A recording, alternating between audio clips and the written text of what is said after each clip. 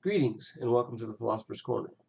Today I'd actually like to talk a little bit about philosophy, which is something that I had promised to do when I first started making YouTube videos about a year and a half ago. But as those of you who have looked at my channel now and then know, I never did get around to that. So I'd like to address that today, especially since it is, in a sense, uh, a follow-up to the two previous videos that I just made, which were themselves in response to P.W. Swivel's video on magical thinking and Professor Anton's response to that. In Swivel's video, as you might know, he contrasts magical thinking, which is connected with religion, to rational thinking, which I assume is connected to science. Um, Such that magical thinking involves what we call sympathetic magic, in particular the two forms that are known as imitative magic and contagious magic. In imitative magic, as I've said before, basically because different parts of the world are similar to each other, if you destroy one thing that is similar to something else, you can destroy that other thing as well. So for instance, if I make a voodoo doll that looks like you, because the voodoo doll is similar, I can destroy it and thereby destroy you. Or in a positive way, if I want to make it rain, then I can perform a ceremony in which I sprinkle, or somehow water is sprinkled from above falling down to the earth, thereby imitating rain, and uh, basically using that method to change the world. With respect to contagious magic, that involves, of course, a physical connection. So if I can get some of your hair, or maybe your fingernail clippings, then I can use them against you, because since they have been connected to you, there is still some type of occult connection, such that if I destroy your fingernails, for instance, I will destroy you, or maybe your hands will wither or something like that. And of course, in a positive way, I could actually take my own fingernail clippings and grind them up into a powder, put that powder into a potable solution, something you can drink, give it to someone to drink. When they drink it, they take part of me into them. So now we are physically connected, and they can no longer resist my amorous advances, what we call a love potion. So that would be imitative magic. Um, Now, imitative magic emerged in the world perhaps some 30,000 years ago, but certainly at almost the same time that religion, which is something different, emerged in the world. But because of that occurrence, when religion took on the role, one of its roles is to deliver a worldview, uh, in a sense, it fell back on the understanding delivered by magic to tell us how the world works. Excuse me. Um, and so, uh, not only do, in a sense, imaginary beings, like things that creatures we might see in our dreams or even our daydreams, not only do they uh, uh, exist and are part of religion, but also, for instance, if you want to be uh, in imitation of the deity, for instance, in Christianity, you can eat the bread that is symbolic of Christ's body and drink the wine that is symbolic of his blood. And thereby, since you're taking something that are imitations of his body and blood, you're taking imitations of him into you, and thereby making yourself in imitation of him. And actually, of course, in some Christian denominations, the belief that the bread and the wine are actually transubstantiated, changed actually into the body of Christ and the blood of Christ. So then it's an example of contagious magic. You take parts of Christ and put them into you, so that you make yourself like Christ. Excuse me. And these are the kind of ideas that Swivel is arguing against in favor of rational thinking. And I am certainly in favor of that. At least with respect to how we want to understand and manipulate the world. Um, at the same time, Swivel calls, or seems to call for, complete elimination of religion and perhaps even emotion from human consciousness, and a focus upon rational thinking, and perhaps even total rationalism. Now, clearly, not only is that impossible because of the role, or the capacity of emotions and how they are an integral part of our consciousness is probably not desirable either, because of course we would end up with a planet of Mr. Spocks, and that doesn't sound like a party to me. And occasionally I do like to party. So I think we need to strike a balance, not necessarily between magical thinking and rational thinking. Clearly, for manipulating the world or understanding the world, rational thinking is the only way to go. And nor do we have to strike a balance between religion uh, and science. As a matter of fact, the balance of those, or the counterpart in that balance of religion, strictly speaking, is philosophy. Because whereas magic figures out how the world works supposedly, and religion uses that to deliver a worldview based on that, science is a set of methods we use today to figure out how the world works. It does not deliver a worldview. That is the role of philosophy, which emerged about 50 years after science in Greece, about 2,600 years ago, um, in order to bring all the information of the sciences together and deliver the worldview. And as a matter of fact, if we look at the emergence of philosophy in Greece, clearly one of its purposes was to replace religion in terms of at least delivering the worldview, and um, setting up a worldview based on reason and ideas that will deliver much more reliable information about the world. And so in this sense, I'm all for Swivel's video. We need to understand the difference between magical thinking and rational thinking, and religion and philosophy. But at the same time, I personally cannot see how we will ever eradicate either magical thinking or religion, or especially emotion, from human consciousness. And as a matter of fact, I think that's where philosophy comes in, because uh, after philosophy emerges, as a matter of fact, it's rooted in the very beginning, and I'll speak of Pythagoras in a second here, but uh, before too long, within 300 years or so, philosophy has divided itself up into three different branches. Now, the Platonic school, the Academy, laid it out one way. I believe it was maybe, was it Speusippus? Oh, no, it was Speusippus was the uh, head of the Academy after Plato, and then I believe it was Xenocrates, who divided or made explicit this threefold division of philosophy. Um, Aristotle cast it in terms of what he would call productive philosophy, in a sense, or strictly speaking, productive thinking, which is the type of thinking that produces art and the expression of emotion, maybe perhaps even the understanding of emotion as we express it in art, and produce those works of art, the productive way of thinking. The second one would be the practical way of thinking, or practice, or pragma, in Greece at the time, means, strictly speaking, behavior between human beings. And so what he's talking about are what we call moral activity or ethical activity. And then the third way of thinking, Aristotle calls the theoretical. It's often called the speculative or contemplative. Both of those basically, and in fact, even theoretical means ways of seeing the world. The word theory is actually related to the word theater, where we go to be entertained with our eyes.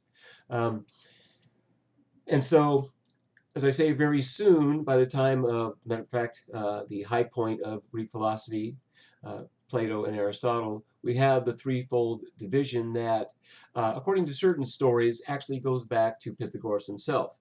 Pythagoras says, well, if you look at the people who attend our religious ceremonies, our festivals, and stuff like that, there are basically three kinds. Those who are there basically for the aesthetic experience. Now, he doesn't use this terminology, but that's what he's talking about. To enjoy the things of the body that the festival has to offer. Then there are those who basically want to show themselves off in front of other people to gain honor in the public's eye. Again, moral or ethical behavior.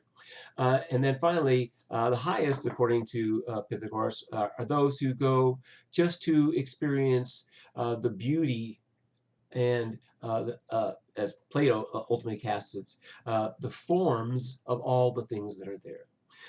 And so in philosophy, we traditionally have this threefold branching, uh, and I think that is what makes philosophy serviceable as as a replacement for the religious worldview.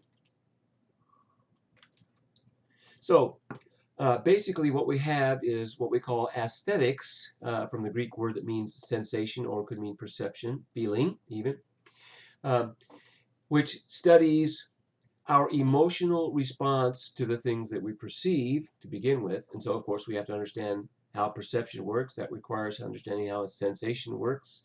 Then we have to understand how emotion works and how emotion responds to what we perceive. Uh, this basically is a theory of mind. Now, it's not a theory of mind that includes language, which is necessary, of course, for a theory of human mind, but it's a theory of in a sense, the phenomenological mind. Um, the second role of aesthetics, beyond the theory of mind, would be, of course, the theory of art. And what is art as in terms of the expression of emotion and stuff like that. And so aesthetics deals with the emotional component of human consciousness. Logic, or as I prefer to call it, logics, because there are several different types of logic, then focuses in on that second form of, or the second cognitive capacity that is important to human beings, and that, of course, is reason. The two basic cognitive capacities that we use, beyond, of course, sensing the world, in terms of making our way in the world, are, of course, emotion and reason. Okay? So we have a branch of philosophy, aesthetics, that addresses emotion and what that's all about. And we have a branch of philosophy, logics, that addresses reason and what all that is all about. And of course, what we find there is the development of uh, what we would call a theory of knowledge in terms of the three stages of belief that I mentioned in my last video. So basically, matter of fact, if you recall, the simplest form of belief is what I call pure belief, which is merely ideas that are held onto because of their emotional stirring or content, whatever they do to us emotionally. And so we can see that clearly what is going on in religion, where we have ideas like, for instance, the God looking down at us from the sky because of the sun and the moon appear to look like eyes. Uh, there being really no good reason for believing that except the way it makes us feel. Clearly, many of the beliefs in religion are pure belief. And unfortunately, they're simply not reliable with respect to the physical world, which we need reliable beliefs for if we want to make our way in it and even enjoy ourselves. Um, the second stage of belief, then, if you recall, is sound belief, which introduces logic of causality and material analogy, abductive and adductive logics for causality, and inductive logic for material analogy. Now, these logics are not logic that produce logical necessity.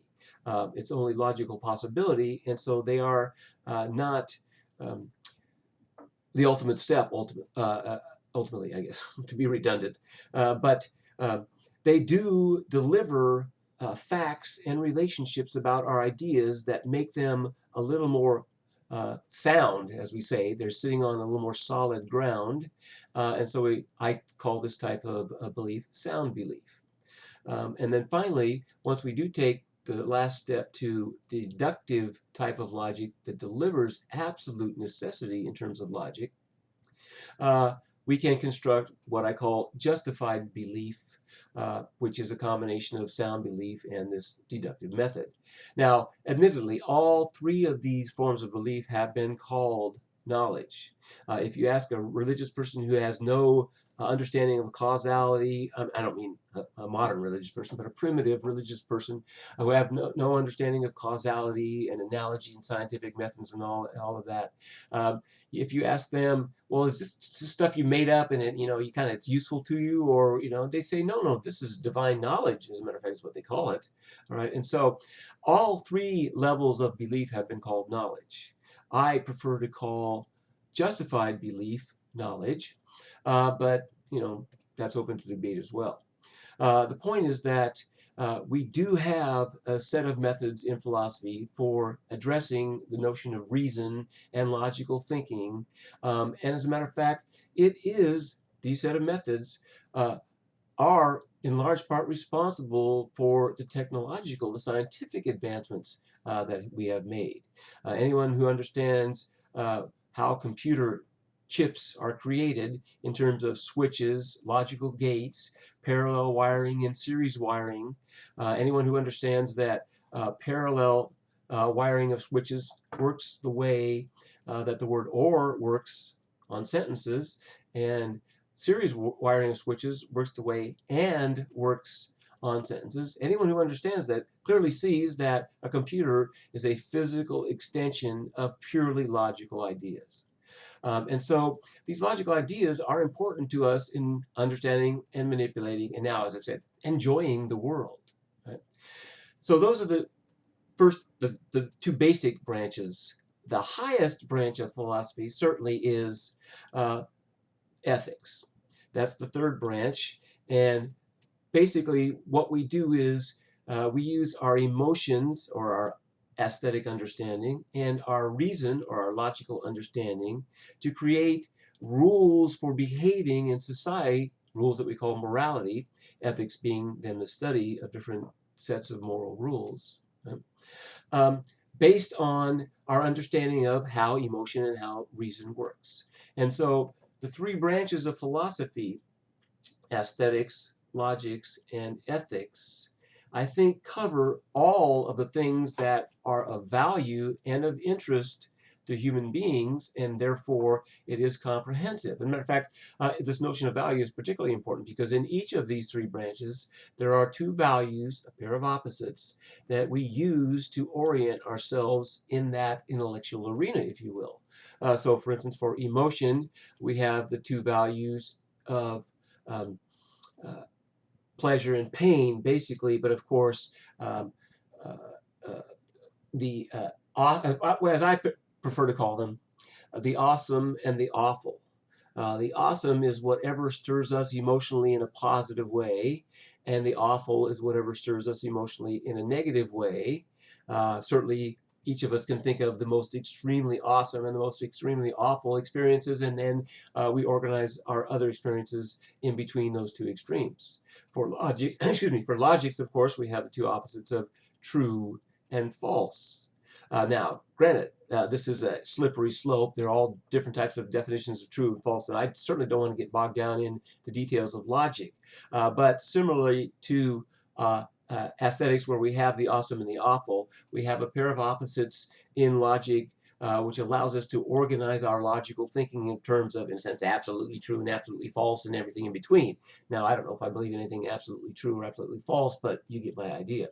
And then finally, of course, in ethics, the two values that we use, the pair of opposites, are what I prefer to call goodness and evil, as opposed to good and evil, because good has so many different uses in philosophy. But clearly, goodness would be anything that we do with respect to other human beings that uh, um, supports and advances society. And evil would be anything that we do with respect to other human beings that retards or perhaps even destroys society. So actually, we can look at philosophy as a sort of axiology, a study of value systems, these three sets of values. Um, and what we do basically is study the different forms of value in each of the different branches. So we study the aesthetic forms, perceptual forms, emotional forms. Then in logic, we study the logical forms, relationships and functions and stuff like that. And then finally, in ethics, we study the ethical forms, the different sets of rules that allow for viable societies without hampering or unnecessarily hampering personal freedom. Okay. So that's my general take on philosophy. I do hope I didn't bore you too much, and I do look forward to your comments. Thank you.